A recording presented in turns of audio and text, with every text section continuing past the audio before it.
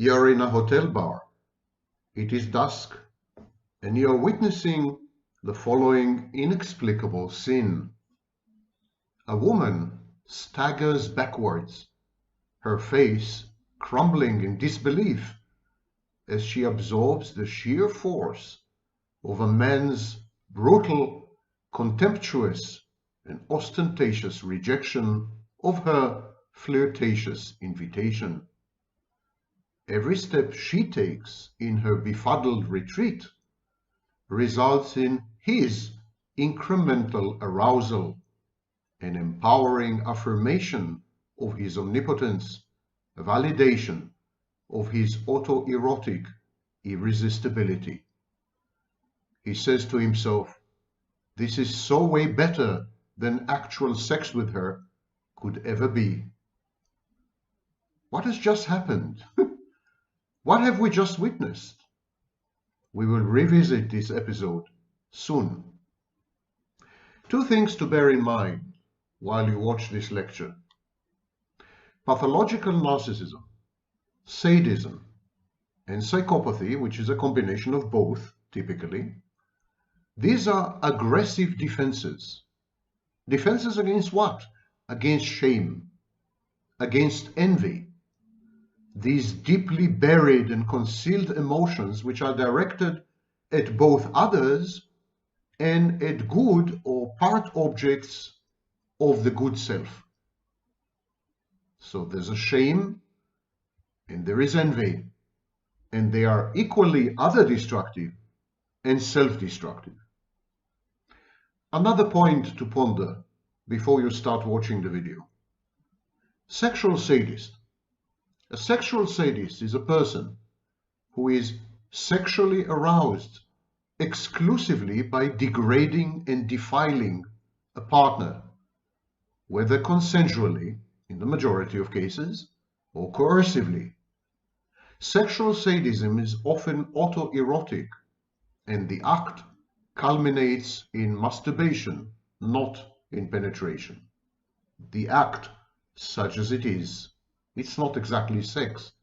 It's more like a self-affirming power play, self-arousal via exerting absolute power over another person, total control. This shame and envy, these deeply concealed emotions, are directed at others, but they are also directed at good part objects or at the good self.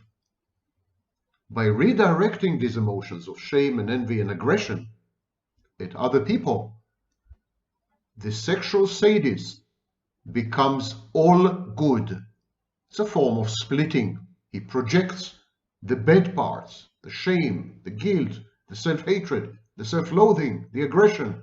He projects them onto the sexual partner, thus rendering himself immaculate, impeccable, and above all, super attractive to himself, a phenomenon known as autoerotism.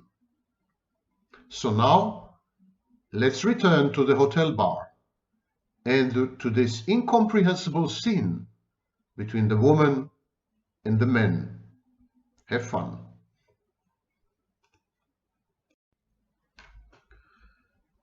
He is sitting at the hotel bar, sipping what hopefully is red wine.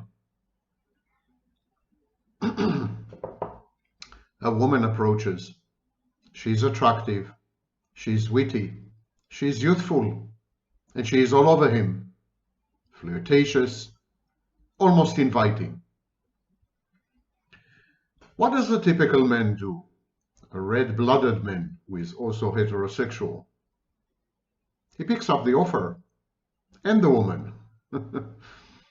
And he gets laid. He enjoys the situation. He revels in it.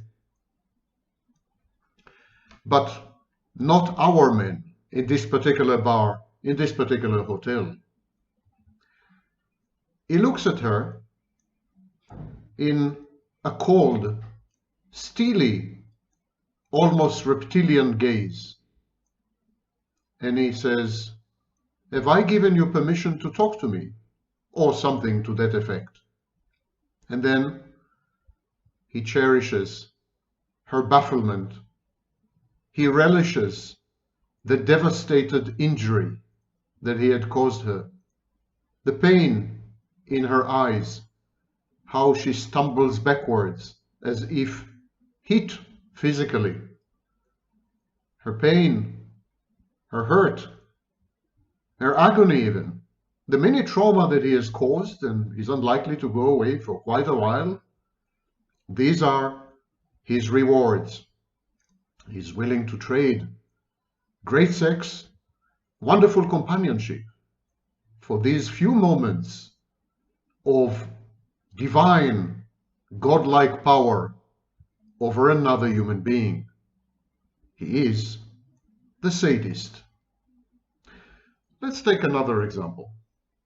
There is this YouTuber, and the best moments in his day are when he bans and blocks and publicly humiliates fans, admirers, subscribers, and followers, breaking their hearts by shaming them in public, causing them bitter disillusionment. He keeps the quality of his product low, his language inaccessible, $10 words intended to create frustration and anger and demonstrate his contempt. And these moments of power over others, the power to unsettle them, to cause discomfort, even anger, these are the highlights of his day. He is the sadist. One last example. He works with other people, but he constantly humiliates them, criticizes them, shames them in public and on camera if possible, verbally abuses and berates them. They are service providers, they are documentary filmmakers, they are friends, they are family, they are journalists, they are decision makers, they are authority figures. He doesn't care. He is an equal opportunity sadist. Their pain is his nourishment, his fuel, sadistic supply. He knows, because he's intelligent, because he is grounded in reality to a large extent, he knows that his actions will garner him ill will provoke people, will bring on adverse outcomes, vengeance and revenge and hatred, will render him defenseless and vulnerable to other people's machinations, misbehavior, conspiracies, smear campaigns.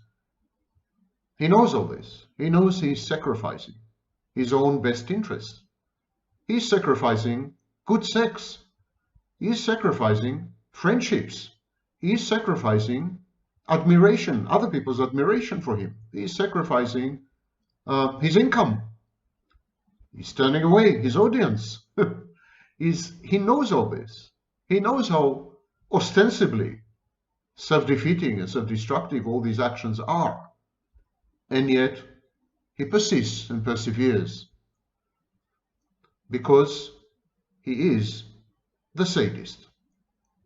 Sadistic choices, sadistic behaviors. These are typical of the sadist. Now, there are pure sadists, and they're divided in two: emotional, psychological sadists, who are almost never physical, and physical sadists, who interact with other people's bodies in order to create the pain that affords them with arousal. And so we have sexual sadists, we have physical sadists, we have emotional sadists, psychological sadists. Anything goes. The malignant narcissist is also a hybrid between narcissism and sadism. He is also a sadist, but not all abusers are sadists. Actually, a very small percentage of abusers are sadists. Let me try to clarify the distinction. The sadist's pleasure principle. Sadism is about pleasure. The sadist pursues his pleasure. The sadist is gratified by torturing others. Other people's pain is the gratification of the sadist, even at the expense of the reality principle. So the sadist puts the pleasure principle above the reality principle, although he is aware that his actions and choices and decisions to torment and torture other people are likely to backfire, are likely to cost him dearly. There are adverse consequences and adverse costs to such behavior. Even though at times sadistic behavior involves self-denial, like in the first example. He could have had sex, but he preferred the frustration and the pain of the woman to having sex with her. His gratification at her hurt, at her injury, at her frustration, at her anger, his gratification was far bigger than anything he could have derived or could have emanated from the sex with her. So, and the reason is, of course, that sadism is psychosexual. The sadist is aroused by his sadism, and the arousal is to some extent sexual. In the sexual sadist, the connection is evident and clear. In the psychological emotional sadist, it's less clear. But there is an autoerotic component in sadism of all kinds. The sadist aggrandizes himself, renders himself irresistible to himself by torturing and tormenting and abusing and hurting other people. It empowers him. It gives him a sense of, as I said, irresistibility. And so the pleasure principle above the reality principle. Costs like self-denial, self-defeat, or even in extreme cases, self-destruction. These costs are ignored because the benefits of the sadistic activity are much higher. The gratification, the sense of empowerment, the apotheosis, the godlike revelation, the emanation, the manifestation, these are much bigger than anything that people have to offer. Much deeper and much more profound than sex, or than being admired, or than making money, or than pursuing a career. The sadist will sacrifice all these just to hurt other people.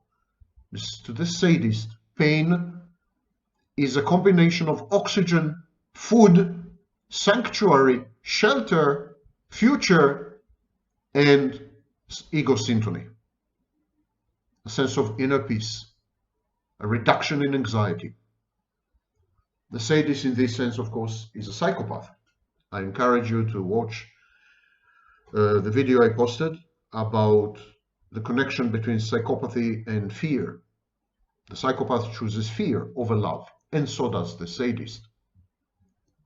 So, these are the foundations of sadism. It is mind-boggling. It is outlandish. It's alien. What man would choose to turn away a drop-dead gorgeous woman who is offering him sex? The sadist would. And he would because her pain, her rejection, the outcomes of her rejection, her devastation, her anger, are as good as sex, or even better. Nothing can beat sadistic supply. The same way that the narcissist is addicted to narcissistic supply, and the narcissist would do anything to obtain narcissistic supply, even at a heightened cost, even if the consequences are dangerous and risky and adverse. and self-destructive and self-defeating, the narcissist would go after narcissistic supply the same way a junkie goes after his or her drug of choice. The sadist would go after other people's pain the same way a junkie would go after his or her drug. So the sadist self-denial, the sadist self-destruction, the sadist self-defeat, the adverse consequences of the sadist actions, they're not self-punitive. This is not about punishing himself. He doesn't even perceive these as self-destructive or self-defeating. They just appear to be this way. But in reality, the sadist is after the pleasures of other people's hurt. When other people writhe in agony, he thrives. When other people fall apart, disintegrate, he flourishes. When other people are confused and baffled, he feels safe. When other people are angry, lose control, they're so frustrated that they become aggressive, he basks in their emanation and he smirks. He finds it funny. He finds other people's pain funny, rewarding, and he's incentivized by other people's hurt. Of course, in sadism, there's grandiosity, hence the psychopathic antisocial element in sadism. This is a sadist feels godlike. At the minute of inflicting pain, at the minute of dispensing hurt, at the minute of rejecting someone, humiliating someone, degrading someone, hurting someone physically or sexually, at that minute, depending on the type of sadist, at that minute, the sadist feels godlike. This is the narcissistic element in sadism. And at the same time, the sadist becomes paranoid because he knows he's hurting people and he anticipates a backlash or payback or revenge or vengeance or something. He doesn't expect people to take it lying down, and many of them don't. And so there's paranoia combined with grandiosity. But these are not the core elements of sadism. The core element of sadism is pleasure. Freud would have said that the id is out of control. The seat of instincts and drives and urges is out of control, maybe coupled with the death instinct, the destrudo or motido instinct. But forget Freud for a minute. It's clear that the sadist would do anything and sacrifice anything and everyone for the single moment of feeling as if he has the capacity to dismantle people, to pull them apart, to eviscerate them. He is like a medieval inquisitor, a torturer, who relishes his job, invests in it, is cathected, emotionally invested in it. And so many sadists regard their sadism as an art form. They're artists of pain. Sadism is totally counterintuitive and therefore incomprehensible. I keep giving this example of the beautiful woman, attractive woman, who is offering sex and then rejected brutally. This is incomprehensible to most people, most men at least, heterosexual men. It's incomprehensible. It's beyond our ken of comprehension. It's not human in many ways. And yet, if you realize that rejecting someone is a pleasurable activity, humiliating someone is gratifying, if you perceive this, then it's easy to understand the sadist. It actually becomes a very primitive basic drive. Other people's pain, other people's humiliation, other people's discomfort are proof positive of the divine omnipotence of the sadist, his locus of grandiosity. Hurting people is an exhilarating apotheosis, an exhilarating process of transforming into a divinity. It's narcissistic elation. Indeed, the sadist becomes one with his prey, one with his victim. There's a process of merger and fusion here, which is most manifest in sexual sadism, where the sexual act brings two bodies together, or in serial killing. Many serial killers are actually sexual sadists. So this union of bodies, this merger and fusion, is not limited to the corporeal, is also mental, is also psychological, and it's oceanic. It's like going back to the womb. It's just that the sadist identifies pleasure with pain. There's a misidentification, misattribution, mislabeling here. Some pathway went wrong. Some connection was put together wrongly. Pleasure, pain. While most people associate pleasure with the lack of pain, or the avoidance of pain, or the treatment of pain. The sadist identifies pleasure with pain, other people's pain, but not always. In sadomasochism, it could also be the sadist's own pain. Within the autoerotic transference, the sadist identifies his own pain as gratifying and pleasing. And that's why many sadists are also masochists, because they are their own sexual objects. They are sexually attracted to themselves. And many sadists apply verbal abuse, sadism, verbal sadism, psychological sadism to themselves. They are their own victims. They self-disparage. They loathe themselves, self-loathing. They hate themselves. And they seek to destroy themselves.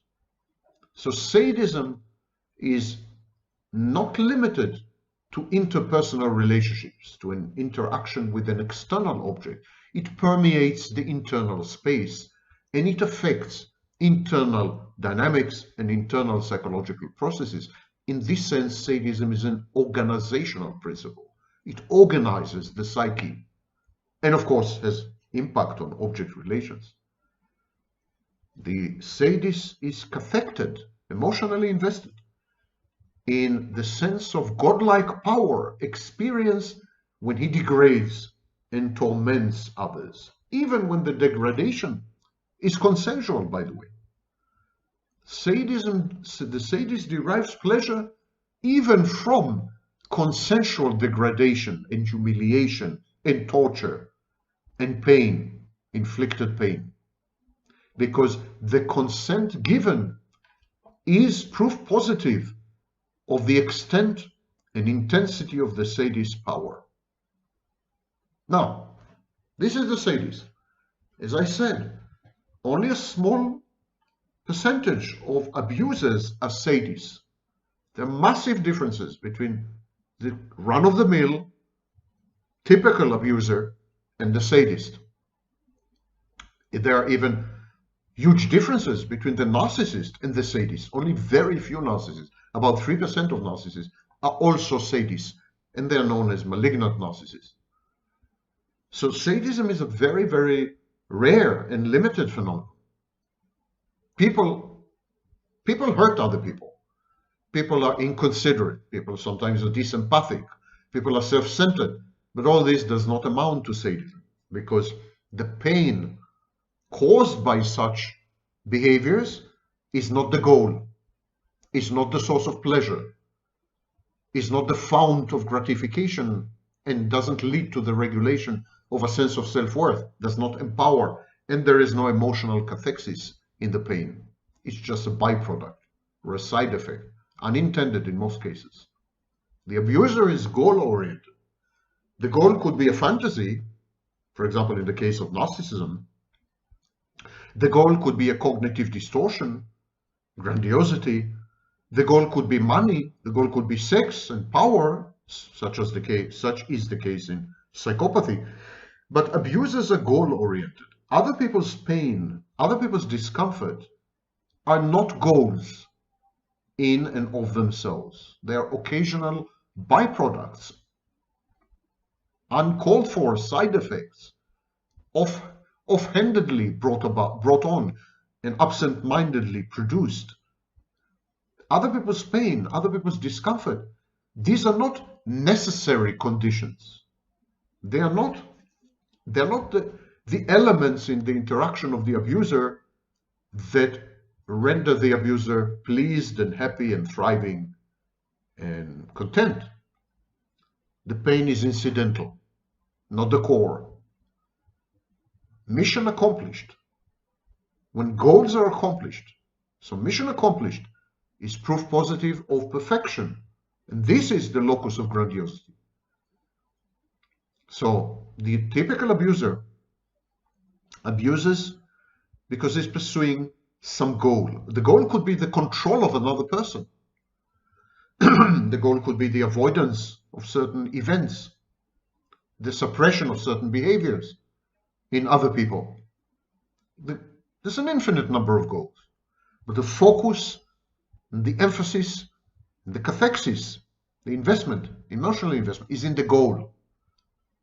If the pursuit of the goal, relentless and callous and disempathic and discompassionate, if the pursuit of the goal brings on pain in other people, innocent bystanders, collateral damage, that's not the abuser's concern, nor is it the abuser's intent. He doesn't intend to cause pain. It just happens. Not so with the sadist. The sadist's goal is gratification brought on by causing pain to other people, by humiliating other people, by shaming other people, by putting them down, by taking them out, by degrading them, in sex or otherwise. It is the pain that is the destination in sadism. Not even the pain, but the outcomes of causing pain. The sense of godlike power, for example. While with a typical abuser, the goals are multifarious and they have nothing to do with pain per se. They have nothing to do with causing pain as a goal. At best, at worst, causing pain is an instrument, but it's never a goal. And causing pain never brings on gratification or pleasure in the case of a typical abuser. On the contrary, it's a nuisance. It's a diversion. It's something best avoided if possible. The typical abuser is cathected in the sense of experiencing a godlike power when she or he attains the destination and secures the aim. The pleasure principle is applied or triggered with the accomplishment of goals, with securing some aims or purpose. With the sadist, it is other people's reactions, the way they are transformed, the way they are metamorphosed, the way they are molded by the pain inflicted by the sadist. The sadist inflicts pain on other people in order to melt them down, the way we would apply heat to melt down something, to melt down a candle. The sadist would apply pain to melt you down. He wants to witness your disintegration, your confusion, your disorientation, your pain, your hurt, your rage, your helplessness. He wants this. Your impotence feeds his grandiosity. And so the sadist is caught in an infinite loop where to derive pleasure, to regulate his sense of self-worth, to experience a godlike power, gratify his grandiosity or patricy, he needs to hurt you. And hurting you produces an outcome, but it's limited in time. So he needs to hurt you again. It becomes habituated. It's a habit. It's conditioned. In many ways, a sadist is conditioned to cause pain, while the abuser is self-limiting. A typical abuser secures an outcome and then relents. Of course, some types of abusers, especially in domestic situations, use or leverage abuse as a form of control. It's a form of relationship management. But it's not exactly a habit. It's just a mode of communication. It's a mode of interaction. It's a mode of management. It's a mode of control. While with the sadist, even if there's no goal whatsoever, even when the sadist defeats his own purposes, denies himself pleasures such as sex or whatever, drives away his sources of income, ruins his reputation, he can't help it. He can't help it, the sadist. He's conditioned. He's like a perpetuum mobile. He's a machine. He's a device programmed to behave this way. And so one could safely say that sadism is a form of addiction. It's an addiction, a process addiction, but an addiction all the same. While typical abuse is not an addiction. It's not an addiction. It's goal-oriented. It's highly technical or technocratic, if you wish. It could be repetitive, it often is, but simply because it works. It attains certain goals. I mentioned control and so on. There's a huge gap between the two. And only very few abusers are also narcissists. Also sadists, I'm sorry. Some narcissists are also sadists. Many more psychopaths are also sadists. But sadism is like the icing on the cake. It's never the cake itself, except for the super ultra rare condition of what used to be called sadistic personality disorder, which is really, really super extremely rare. And is typical, for example, among certain serial killers. Otherwise, sadism is always comorbid with something. Comorbid with narcissism, comorbid with psychopathy, comorbid with both in malignant narcissism. It's always comorbid with something because it is never the core process, the core psychopathological process. It's more like dessert. When you go to a restaurant, it's never the main dish. It's a dessert. But of course, the dessert is the tastiest. The dessert is the pleasure, as far as I'm concerned at least. And so sadism is about the pleasure of being mentally ill. It's the pleasure element of being mentally ill. And when other people ooze pain, when they exude hurt, when they crumble, their faces crumble, when they tear up, when they are visibly injured, when they become helpless and impotent, when they withdraw, then the sadist flourishes. For these few moments, he takes over regardless of the underlying primary condition.